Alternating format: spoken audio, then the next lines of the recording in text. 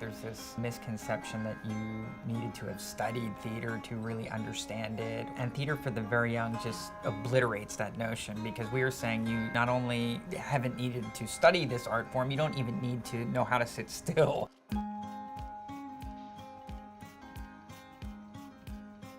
Brain development starts much younger than people traditionally thought. So we included developmental psychologists in the room as we were making this work, but most importantly, we wanted to include the children themselves. And that's been the trick to making it work in every instance, is to bring children in very, very early in the development process. We have professional directors, actors, artists working on this, but they are taking their cues from these 1- and 2-year-olds. That's a big gift, to get your audience in there while you're developing a piece.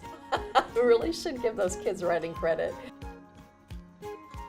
What's really cool about this is that our show, Little Raindrop Songs, is Japanese and English. This story is kind of like a day in the life, and so a lot of the words are like breakfast, asagohan, or good morning, which is ohayo gozaimasu. Thank you is a common one, and we'll hear the little ones leave the theater and they'll say arigato, and it's like, what a great influence that's already made on them.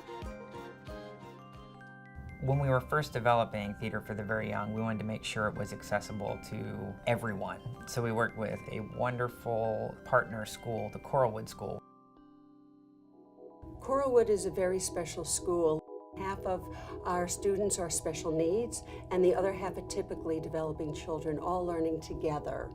Because this theater is so interactive with the children, their language comes alive and their imagination comes alive, and they feel like they're part of the performance. I think Theater for the Very Young makes an incredible impact on them. You can see them becoming empowered.